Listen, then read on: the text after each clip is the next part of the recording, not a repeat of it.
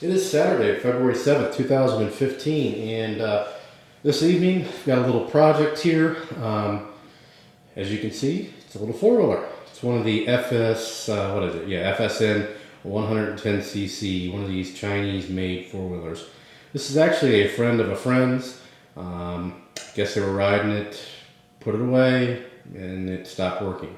How long they put it away, I have no idea. I don't know any of the details. I just know that it looks to me like it's been neglected. It has not been taken care of at all. So that being said, there could be a number of things. I'm not going to do any restoration on this. I'm simply just going to get it working. Possibly clean it up a little bit. Doubtful. I think really I'm just, this is just for a friend of a friend. So we're just going to get the thing working. But I'll show you what it does here, well, or what it doesn't do. So, well, actually, let's go around the four-wheeler first, just to see it in all of its beauty. On camera, it doesn't look that bad, but it's pretty bad in person. I mean, it looks like it's been running through a swamp and just put away, pretty much. Now the battery was partially connected, laying down there. There was a fuse missing, so I put that in there. One thing I did notice that I've already somewhat started is the exhaust was completely plugged up with looks like old mud. You see the shock, everything's all rusty, which the Chinese stuff is going to rust like that, but still overall, I would say that it's been neglected. Exhaust is all, everything's all rusty on it. So basically, I've turned the gas on down there, I've turned the key on, hold the brake in, and just doesn't do anything. I could smell old gas, and what I'm guessing with this one will end up being old gas cleaning out the carb. But, I mean, we could have a spark plug issue, we could have a CDI issue, we could have several, possibilities. Now, this evening I'm going to start tearing it down. I'm not going to tear it down all the way, but I want to get this plastic off.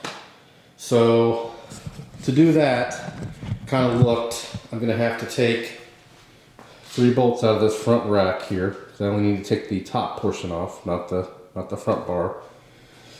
Just by looking, I may get into more than that than I think. I'm going to have to take the bars off, which I'm going to have to take the controls off. Here's the gas tank. The gas cap appears to be on there. Oh, okay, it came off that time. I tried to crank it off earlier, and it was pretty much stuck. At least that comes off now.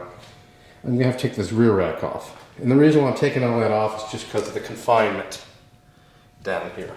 It's just, even the spark plug down there and then the carb, it's just going to be easier to work on and easier for me to video, pretty much. So we're going to get started with taking off these racks. I'm going to take the front and rear. This is, like I said, this is how I got it. I didn't do anything to it. We'll take the front and rear rack. The rear rack has more bolts. Actually, I should have shipped you those, which we will. Here, let's go ahead. Sorry, it's kind of late, and it was warm earlier, but it's a little cool now. Looks like we've got 2 bolts on either side there, and I think that's probably it. Actually, I may not even have to take this back rack off as long as I get the front out of the way. We'll see. And then there's various screws that hold the plastic on. But we'll take the rack off and the handlebars apart, and then we'll go from there. Maybe I'll give you a little update each thing I take off, but I'm going to start with this top rack here. So we're going to take that off and we'll be back. Okay, we are back. We've got the top rack off here. We have the throttle side off. It does not come completely apart, so you're going to have to pull the grip off. This one does on the starter side. I've already unbolted the brake and the master cylinder.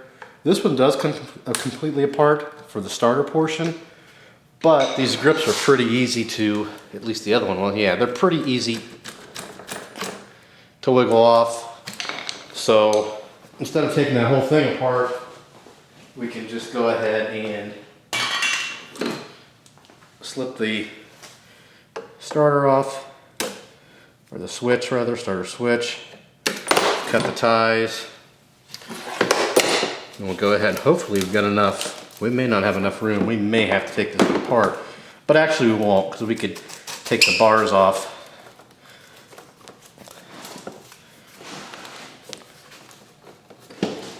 Seeing if turning it either way will give me a little bit more play. We're almost there. Not quite. All right. At any rate, we can take the bars off and get it that way. We'll take this little plastic cover off. That way we can get to the bolts, the bars.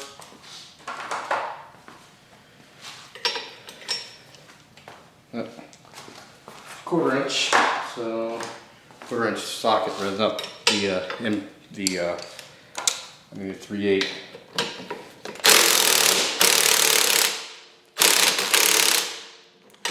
And it feels like those are actually even cross-threaded, so that's pretty awesome.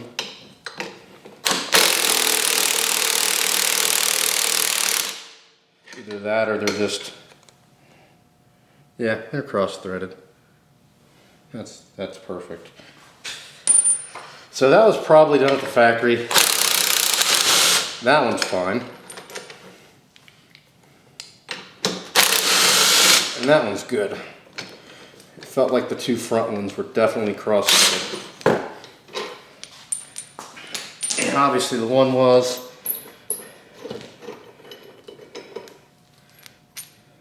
Yeah, that one's not. So now that we've got the bars and little risers just fell down, we can actually slip this off all the way. So, look at that.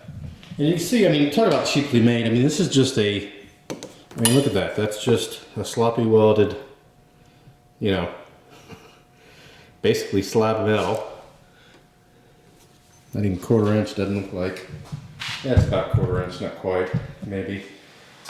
That your bars, you know, this is something that your kid is going to be twisting on. There is a governor on this, so luckily they don't be able to go too fast. You can't take that governor off though. And we may do that if my buddy decides his, you know, maybe his kid's a little older and they want to do that. But we're going to go ahead and get the impact ready to start taking off the screws. One thing I didn't think about is the lights.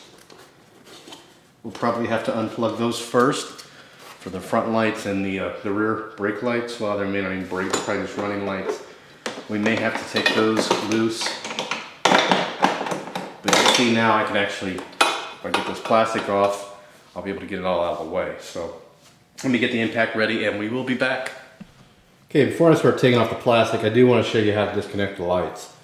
I've got it tilted, and, you know, sitting on its back, or on its butt. So the light, you just push in, and you twist, and the bulb. Whoa, there should be a spring. That one doesn't have a spring. The other one had a spring in it. There should be a spring in there, but obviously either it didn't come with it or, you know. But look, even the bulb is rusty. I mean, this was ran through the mud and just never cleaned off. But we'll go ahead and flip it back down. It's not real heavy at all.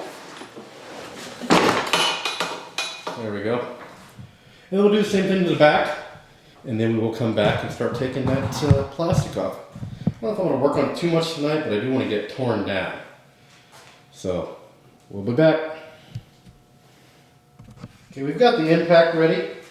Before we start taking the screws off, there's another, you're gonna have to take the gas cap off, which I haven't done yet. I'm gonna do that last. But you'll wanna take the ignition switch out. And to do that, just kind of hold the back of it. You'll feel it in there. And then just try to turn the outside of it. There. Oh, there you go. So now that's out of the way. We'll set that aside. And then we're pretty much ready. So what I'm going to do is I'm going to go around and take, hopefully you can see, these screws. I'm just going to zip them all out. I'm not going to do them all on camera, but of course that one looks like it's rounded over. There you go.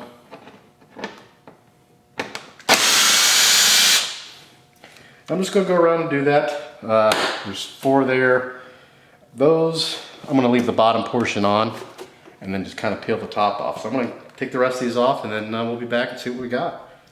Okay, as expected, the top literally just popped off. Didn't have to take that rear rack off. You can see the whole assembly here. I mean, essentially it's just a small center frame and you know, there's just not a whole lot of bracing. I'm not knocking it. I mean, I'm sure it was cheap, but it's really just hasn't been taken care of. That's what it boils down to. So tomorrow, I'm not gonna mess with this tonight, but tomorrow, first thing we're gonna do is we're gonna check spark first. We'll check that first, and then we'll start checking the fuel.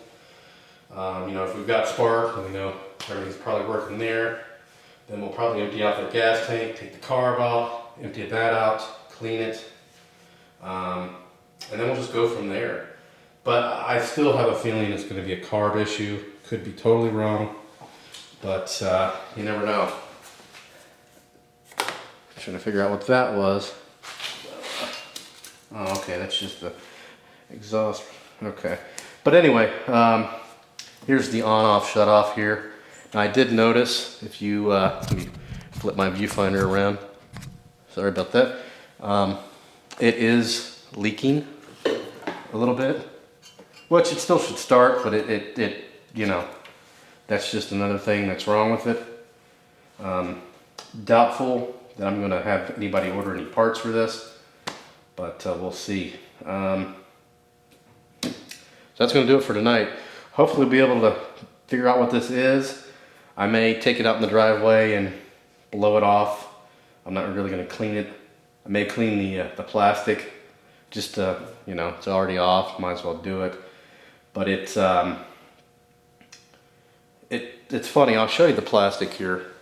It's not funny. I mean, all manufacturers would do this, but the plastic, you can see this originally starts out as just a blue shell. Because everywhere there was blue, you can't really see, but especially right there, that's where the screws were. It's like they had the screws on there and they just kind of did the camo dip or whatever they do right around it. And I'm sure that's what everyone does. I don't know. But I would think they would just camo dip the whole thing and not have any screws in there. Or that's probably just a big decal. I'm sure they're not dipping the plastic, but I'm thinking more bows, but hunting bows. But anyway, the crud around the gas tank, I mean, look at that. That's just, I think this was probably driven in some water that was a lot deeper than intended, you know, than this thing was meant to go. Probably went over the exhaust, and it was probably done more than once. There's a paper towel down here. I don't know why that's there, nothing's leaking. You know, but just judging by the condition of it. And this is not the kind of four-wheeler you can really do that with. But do keep in mind, big warning here, no one under 16. So, I guess it means that I can ride it. I'm over 16. They have to put that on there by law, but it just cracks me up because they know that when you're buying this, I mean, look at the size of my hand compared to this thing. When you're buying something like this, a 16-year-old, unless he's a dwarf, is not going to be riding this thing unless it's a dwarf or they're just playing and ripping the crap out of it, you know, that kind of thing. But I've always laughed at that. So that's it for this one. If you have any questions or comments, post those below. Please subscribe, and thanks for watching.